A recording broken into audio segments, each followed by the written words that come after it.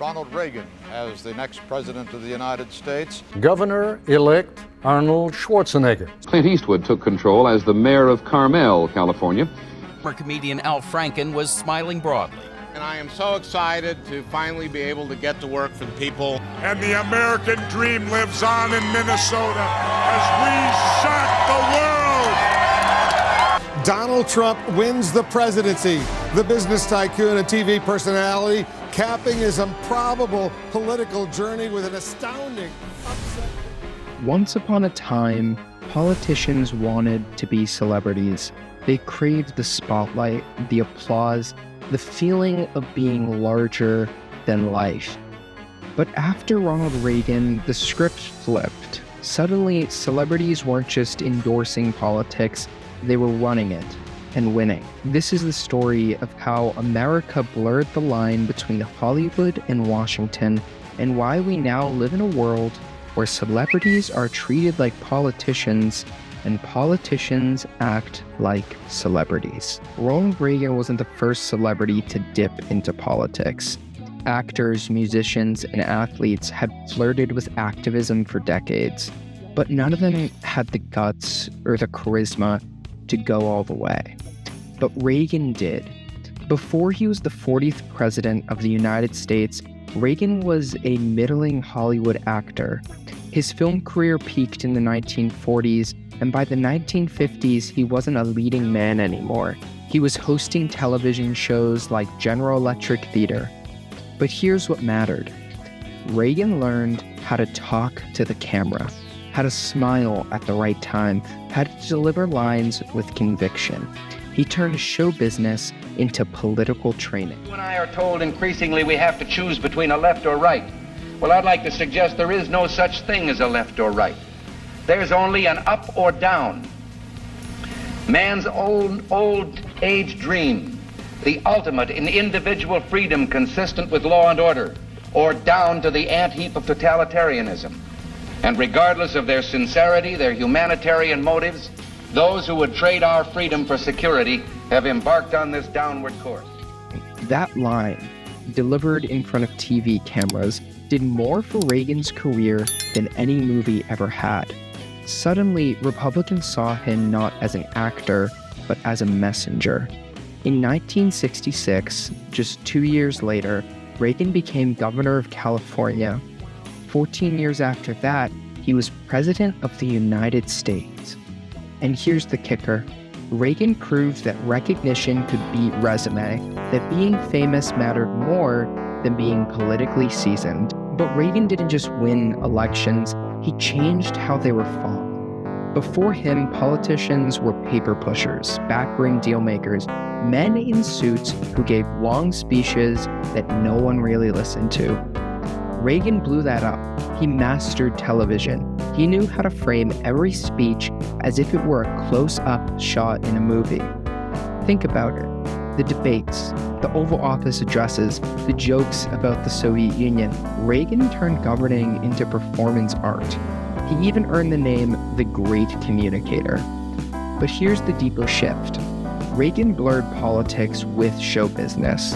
He made Washington glamorous. After him, every politician knew that they had to act the part. Bill Clinton went on late-night TV with a saxophone. Barack Obama slow-jammed the news with Jimmy Fallon. Politics wasn't about policy briefs anymore. It was about prime-time appearances, about charisma, about ratings. And here's where the real flip happens. Before Reagan, politicians worked hard to look like celebrities. After Reagan, celebrities realized they could just skip the line. Arnold Schwarzenegger, an Austrian bodybuilder turned into action star, ran for governor of California in 2003. Jesse Ventura, a pro wrestler nicknamed The Body, ran for governor of Minnesota in the late 90s. And of course, Donald Trump, a real estate mogul who became a pop culture icon through The Apprentice. Trump didn't run as a businessman. He ran as a celebrity, and he won. What ties these figures together isn't ideology, it's name recognition. People felt like they knew them. They had seen them on TV. They were familiar faces in a world of forgettable politicians. Reagan didn't just open the door, he tore it off the hinges. But not every celebrity wants to run for office. Some realize they could wield enormous political power without ever appearing on a ballot. Oprah Winfrey's endorsement of Barack Obama in 2008 is estimated to have delivered over 1 million votes. Taylor Swift posted a single Instagram story and 35,000 people registered to vote within 24 hours. Even when LeBron James tweets, it's treated like a press release. We live in a world where celebrity opinions travel faster and matter more than press conferences from US senators. And here's the irony. Once upon a time, celebrities kept their politics quiet to protect their careers. Elvis famously did this, refusing to give any political voicings about World War II in Korea because he was worried he would lose listeners. But today, speaking out defines celebrities' careers. Silence isn't seen as complicity. Social media didn't just give them a microphone, it gave them a responsibility. So what does this mean for our democracy? On one hand, celebrity politics can get more people engaged. A Taylor Swift post probably reaches more young voters than 100 policy speeches. But on the other hand, it turns leadership into a popularity contest. Reagan showed that image can outweigh substance. Trump showed that a celebrity can beat experience. And now the lines are so blurred, we can't tell where politics ends and entertainment begins. The danger is obvious. Voters choosing leaders not for their politics, but for their fame.